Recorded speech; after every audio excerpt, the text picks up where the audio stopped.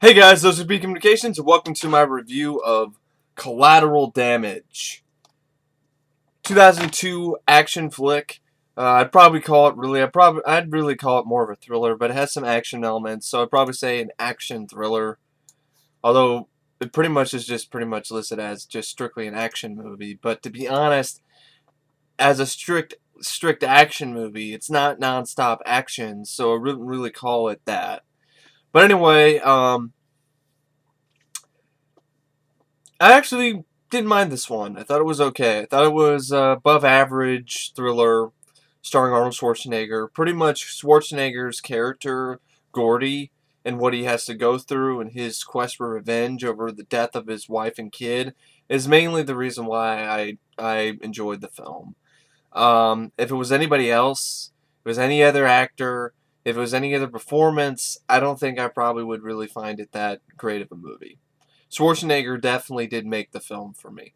Now, the film is directed by Andrew Davis, who I think he's done better. I definitely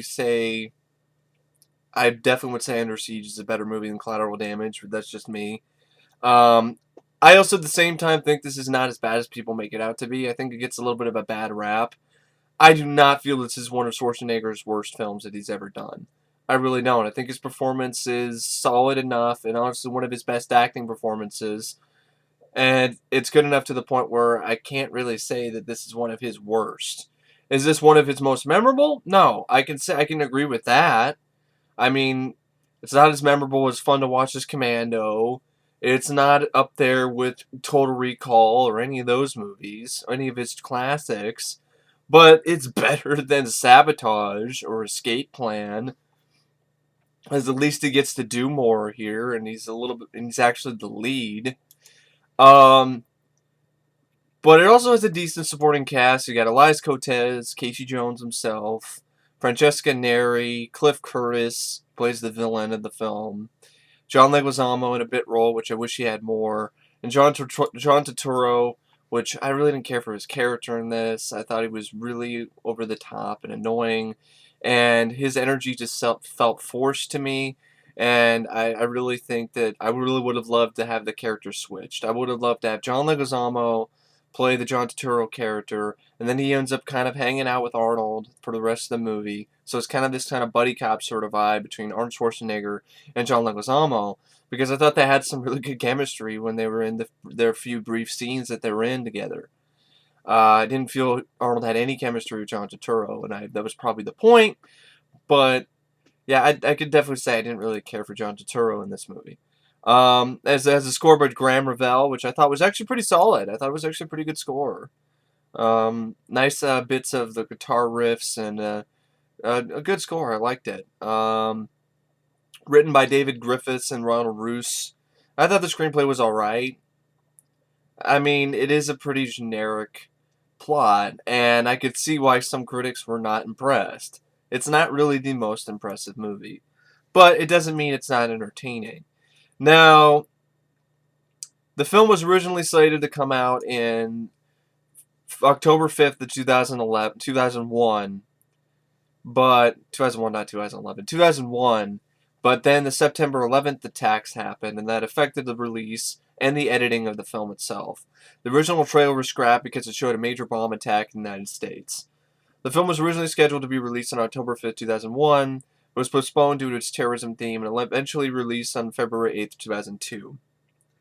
The premiere was held 4 days earlier. Collateral Damage was also supposed to include Colombian actress Sofia Vergara in the role of an airplane hijacker. However, the scene where Vergara would hijack a plane was cut from the movie. And I can definitely see why they cut that from the film.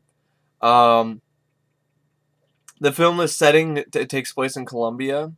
The film, though, was shot extensively in Mexico, as filming in Colombia was deemed to be too dangerous by the producers due to the real-life rebel attacks and kidnappings in the mountain and jungle regions of that country. After the terrorist attacks in the USA in September 11, 2001, Warner Brothers pulled all the advertising of the film, which included a mock newspaper clipping alongside Arnold Schwarzenegger's face, featuring the word bombing and the tagline, "What would you do if you lost everything?" And its Collateral Damage movie website that had included a game called Hunting for the Wolf. When the film was finally released in 2002, the film's poster was revamped with a shot of an explosion due to the U.S. subsequent invasion of Afghanistan in the background of Arnold's face in the foreground and the film's original tagline missing. The website was completely revamped with nothing but production stills, bios, film synopsis, and the cast and crew material. The games and other material that had been on the original version of the website were completely eliminated. Arnold Schwarzenegger is never shown firing a gun on the screen in this movie, which is definitely different. An early draft of the screenplay set the action in Libya and involved the Gordon Brewer character tracking down the Arab terrorist who killed his family. Andrew Davis changed the story setting and terrorist to Colombia. Well-known Vietnam War veteran, radical anti-war activist Stan Goff briefly worked as a technical military advisor on the film. He later said it was one of the worst experiences of his life, and that the finished project was yet another guns and fireballs, macho death cult, fascist film myth. Yeah, well, whatever. That's just your opinion, man. Anyway, Collateral Damage, I could probably definitely say is. It's not one of Arnold's worst, but it's not one of his best. It's kind of hard for a film for me to review because I didn't hate it, but at the end of the day, I wouldn't say I loved the movie. I definitely would say if you want to see an Arnold Schwarzenegger film starring Arnold that deals with terrorist themes, check out True Lies. That's a lot better than Collateral Damage. But anyway, it had its moments, though. It really did. Pretty much, the film opens up with you get introduced to Arnold Schwarzenegger's character, Gordon Brewer, and his family, his wife and his kid, who is, I want to find the actresses. I want to find the actress who played his wife, and Lindsay Frost. Lindsay Frost in a brief role, where I remember her in Dead Heat and in Monolith with Bill Paxton. She plays Gordy's wife, which is his nickname. His nickname is Gordy. You know, you poor thing, you were named after a pig. But anyway, so he's Gordy Brewer. Arnold Schwarzenegger plays a firefighter. And in the beginning of the movie, it opens up with him on the job, trying to, put out a fire and save somebody. I thought it was a really well shot sequence. And so then after that, you get introduced to his family, Lindsay Frost and his son, Ethan, played by Matt, played by Ethan Dampf. Ethan Dampf. That's his last name, Dampf. And I thought the film did a really good job opening up, getting a little bit of character development. And just by showing, the fun times that Arnold's character had with his family. You could definitely tell that there was a bond between him and his son and his wife. And it didn't need like 20, 30 minutes of backstory. It was just enough there to make you care. And then what happens is he basically tells his wife, I'm going to come pick up my son. I'm going to pick up Matt later. I got some things I got to do. It's like, okay, yeah, come meet us at at the Colombian consulate, or just, we'll meet you there type deal.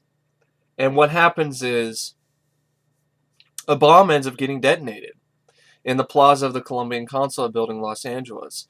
It ends up killing 9 people, including a caravan of Colombian officials and American intelligence agents. Among the civilians killed are the wife and son of Captain Gordon Brewer, played by Arnold Schwarzenegger. And he ends up being injured in an explosion as he arrived to pick up his family. And I really like the way this scene is shot. It's really tragic. You really feel really bad for Arnold in this movie. I thought his performance acting-wise, I think he did a great job, as this man who just lost everything. And I thought his performance was actually really good. I thought it was really genuine. The emotions, I thought, were not forced. I thought they were really, really there. And you definitely really did feel for him. And I really liked the way they handled it, too. Because immediately after this tragedy, he's getting Dateline, calling him on the phone, asking him if he wants to go on TV and talk about his experiences. And he, in a fit of rage, he just busts the answering machine. Because earlier, he didn't bother to remove the answering machine message, that has his wife and his kid on it. And, of course, you know, after losing your wife and your kid, I mean, that's the last thing you want to hear is their voice again. I mean, you do want to hear their voice, but it's like, at that moment, though, that just reinforces the grief. And so he busts into a machine. And I like the scene where he goes into this guy. You know, he goes in and busts into this guy's place, who is this guy on TV. He supports this Colombian regime because he finds out, because Gordon finds out, you know, that pretty much he goes to the FBI and talks to them about some things, and he finds out that, because he realizes, I saw the guy, I know who did it, and he goes to the FBI State Department, and pretty much after he heads over there, or before he headed over there, a tape was sent to the U.S. State Department in which a masked man, calling himself El Lobo the Wolf, claims responsibility for the bombing, explaining it was a retaliation for America's oppression of Colombia. The FBI believes El Lobo is a Colombian terrorist named Claudio Perini, played by Cliff Curtis. CIA Special Agent Peter Brandt, played by Elias Koteas, the Colombian station chief, is harshly reprimanded for the incident by a Senate Oversight Committee, who promptly terminated all CIA operations in Colombia. Brandt angrily returns to Mompost and meets his paramilitary allies to plan a major offensive to take down Claudio and his guerrilla forces. So what happens is, Arnold, you know, his character goes in and talks to the FBI. They give him this information, and now he's deciding, well, no one's going to do anything. There's too much of this, so much of bureaucratic red tape. Nobody cares. And, you know, what if I can do it? What if I can go into Colombia and find this son of a bitch who killed my family and kill him? Pretty much. It's a revenge sort of thing. And I like I was mentioning earlier about the scene where he goes in and I really like this sequence, which adds a little bit of grit to this film, which I felt the little tiny bit of grittiness that's in this movie is 10 times more gritty than anything in Sabotage, in my opinion. Sabotage is vulgar. It's just vulgar instead of gritty. Collateral Damage has some grit to it. A lot more than Sabotage does. Genuine grit. Especially in this scene where he goes in, and after he sees on the TV in an interview on the news with this guy who's a supporter of the Colombian regime, and he says these really insensitive comments like, well, you know, America does need to get out of Colombia. I feel sorry that, you know, it's sad that I'm saddened by the loss of those American civilians, but as, you know, I like to say, they were collateral damage. It was a cause. It was for a worthy cause. Collateral Damage. And that's where the title comes from. And I love the scene where Arnold goes in and finds out where this fucker is working and just breaks into his workplace and just starts beating he just starts tearing it apart.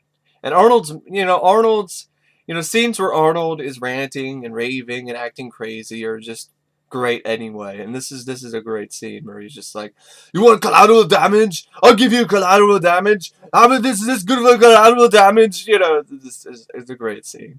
He's just like, takes a baseball bat, breaks into the guy's workplace, and smashes his computer, just tearing the shit up. And what happens is, of course, the cops are called, and he actually gets tased, and that's actually how he ends up meeting the FBI. Is because after he has that sort of confrontation, then he ends up meeting with the FBI. They let him off, and he talks to them, and he figures out what's going on. And he actually goes in and meets with the FBI later and tells them that he knows who it is who killed his family. He's like, this son of a bitch smiled at me.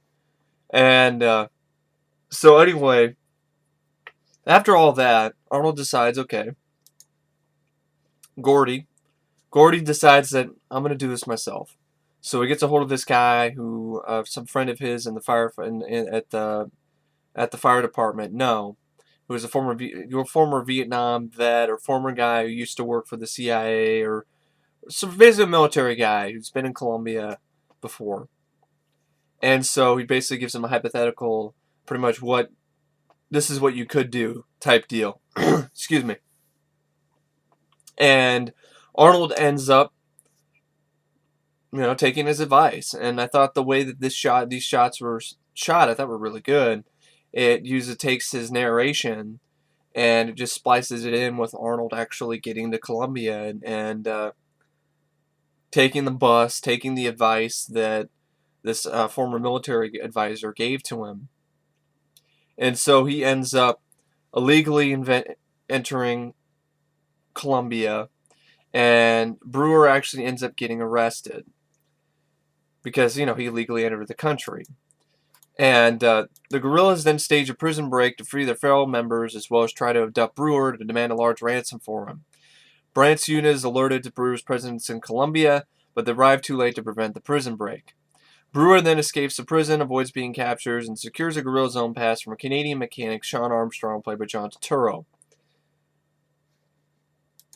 And like I said earlier, I don't care for John Turturro's character or his performance. I just think he's not genuinely manic. It's the type of performance where it's like he's trying to be full of energy, but it just feels fake and just really falls flat for me.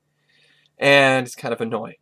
But anyway, what happens is the lone wolf's supposed to get Arnold, but he doesn't get him. He instead lets some prisoners free and basically just lets Arnold burn, which of course doesn't work because he's a firefighter. So he finds his way out with the saw and knocks out this one guy, one of the Colombian guerrillas, finds a saw and cuts through the bars and saves John Turturro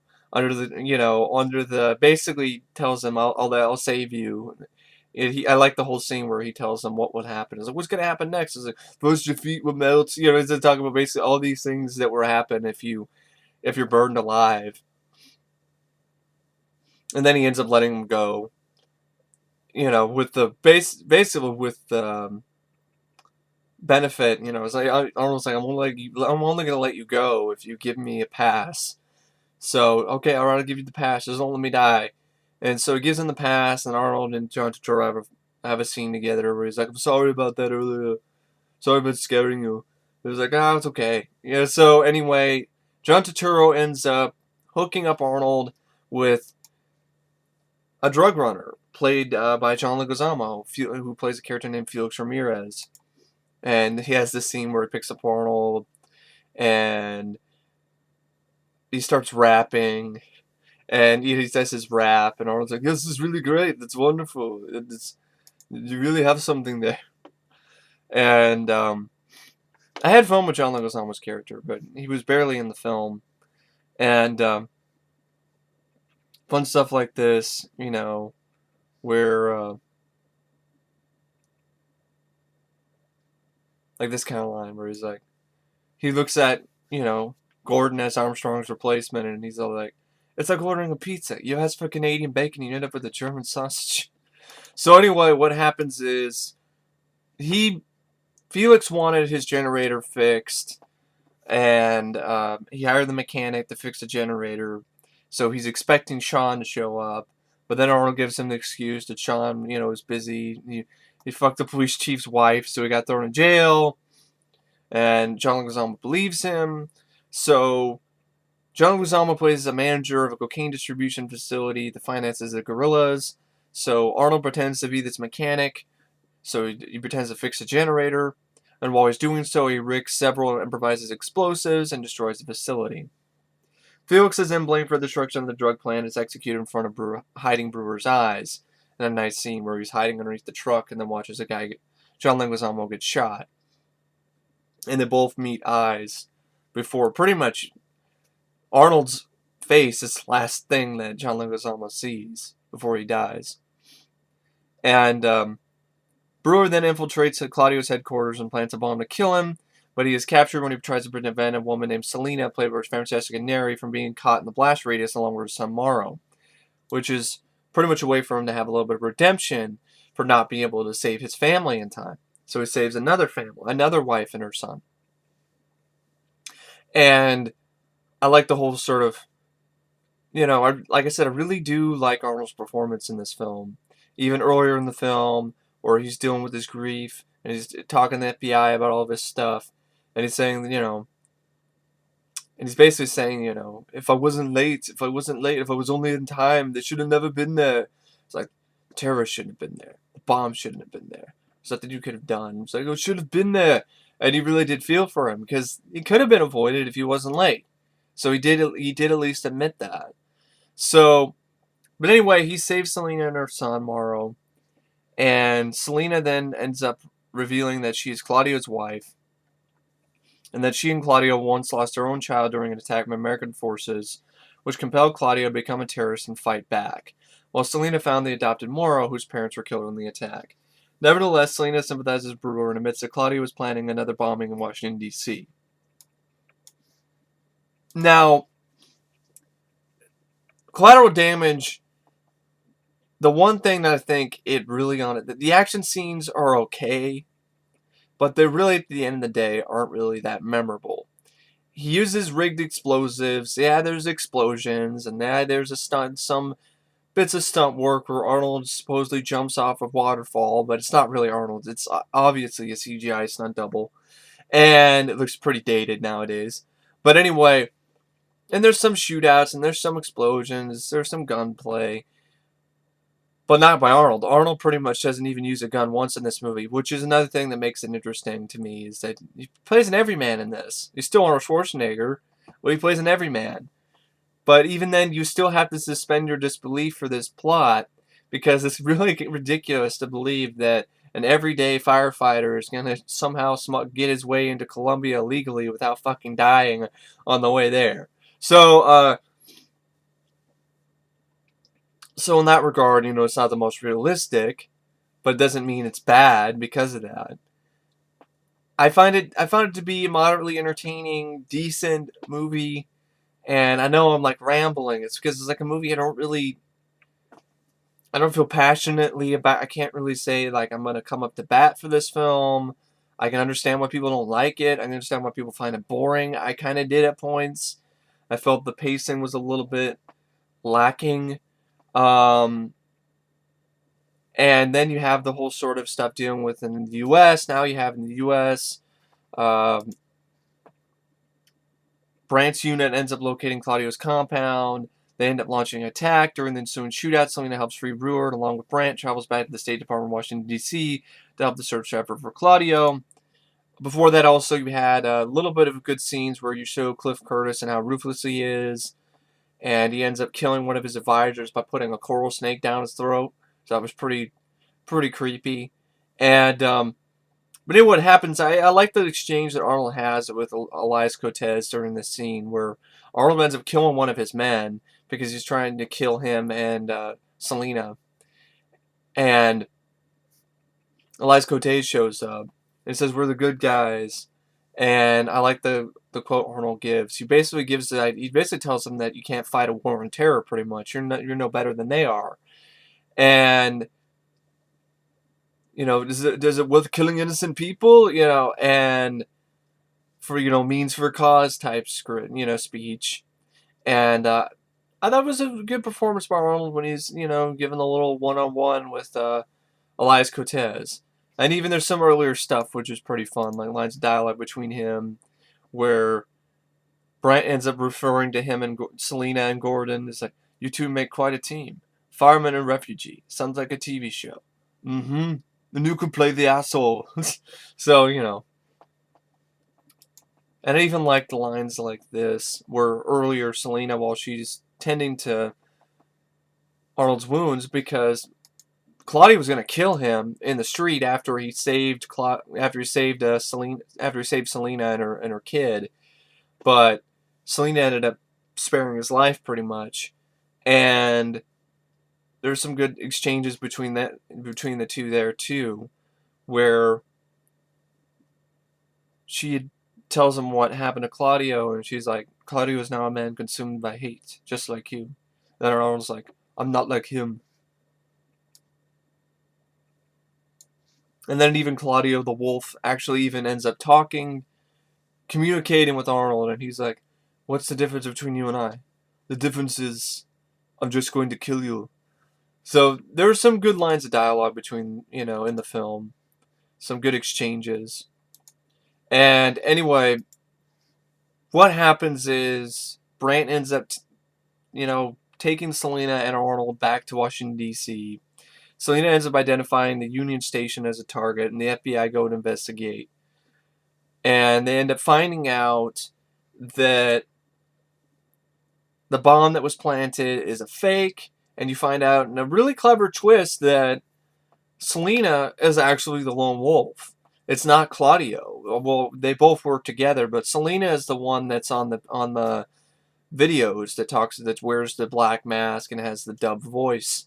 And so, and Arnold figures this out before anybody else does, because she does this movement with her hands tomorrow, the kid, because she's going to go use the restroom, and he doesn't want to go. He shakes his head and wants to stay with Arnold. And she's like, and she does that. It's like, let's go. Basically said something in I think, Spanish at him. And he doesn't want to go. So then she's frustrated and she ends up going to the bathroom. And she ends up getting, because she's watched, protected. She got protection. So she ends up being watched by, actually, Jane Lynch as Agent Russo in an early role. And she pretty much ends up killing Agent Russo. And Arnold realizes that she's the wolf. And Claudio's just serving as her figurehead. But then also Brewer then surmises the real target is the State Department. So then Brewer, because he remembers she brought on a toy dinosaur, through customs when Arnold was with her. So Brewer then quickly throws Morrow's toy dinosaur, which is carrying a bomb, out a window moments before it explodes. Good effect. And Brant, realizing Brewer's suspicions, is shot and killed trying to stop Selena from fleeing the building. Gets shot right in the head. And the Brewer ends up chasing Selena to the basement of the building, where she and Claudio ride up through underground tunnels on a motorcycle. I like the chase. It was well shot. Arnold has to slide down the elevator shaft to try to, catch up with her. But you think he's too late. But then Arnold ends up finding the tunnel control, and he shuts the gates, preventing their escape. Brewer then, in a cool scene, ends up chopping open some gas lines along the wall of the tunnel with an axe. And then as they ride back, Selena shoots at Brewer because it's a standoff. Arnold standing, basically he's basically in their way, and they're on the motorcycle heading towards him, and Arnold's like, "It's over," and she's like, "No, it's not. It's never over." And then she shoots at him and then ignites the gas. So she ends up igniting the gas because she shoots at Brewer. Brewer then jumps through a doorway as the entire tunnel explodes. Selena and Claudio actually end up surviving the blast, and they start attacking him simultaneously. Then there's a little short hand-to-hand fight between Brewer and Selena, and he just tosses her like, some wet laundry, into like a control board and electrocutes her. And Claudio ends up being killed when Brewer throws an axe into his chest, which I like the scene here, where the wolf is like, "When are you going to kill me? How about now?" And just throws the axe, just right in his chest. And so Arnold's character, Brewer, actually ends up surviving. In the aftermath, Brewer carries Morrow in his arms as they leave the State Department. A newscast voiceover explains that Brewer received the Presidential Medal of Freedom for preventing one of the worst terrorist attacks in U.S. history. But he has declined to comment, and no one's been able to get a hold of him so he can receive the award. And then that's it for Collateral Damage. Even from the review, it doesn't really sound like much. And at the end of the day, it kind of isn't. What makes it is Arnold Schwarzenegger. I think this is one of Schwarzenegger's better acting performances. I like the character. I feel for him. I want him to get revenge. So it's the journey that this character goes through to get revenge on the people who killed his family is what makes it worth it. It's not necessarily the most engaging action thriller. It's not necessarily has really, honestly, that great of action scenes. But it was nice to see Arnold Schwarzenegger play an everyman character, a normal guy dealing with this extreme grief and then deciding to take the law into his own hands and get revenge. And I thought the performances were solid. I thought the score was good. The film was competently directed by Andrew. It was really solidly directed by Andrew Davis. Directing was not the issue. But I don't think it's as bad as an 18% on Rotten Tomatoes. I don't think it's that bad of a film. At the end of the day, I thought it was an above-average thriller. It was all right. It was entertaining. It had its moments. Like I said, Arnold Schwarzenegger is pretty much what makes the movie for me. But anyway, I really don't know what to say about Collateral Damage. I know it's kind of a hard review.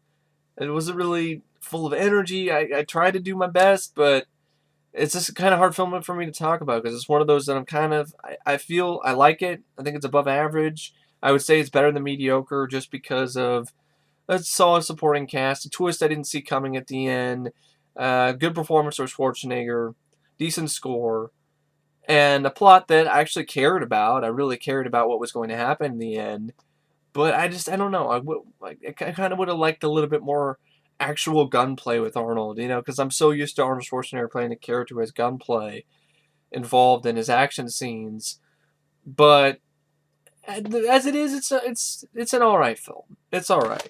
So anyway, I really don't know what to say about Collateral Damage. It says rated at 5 stars.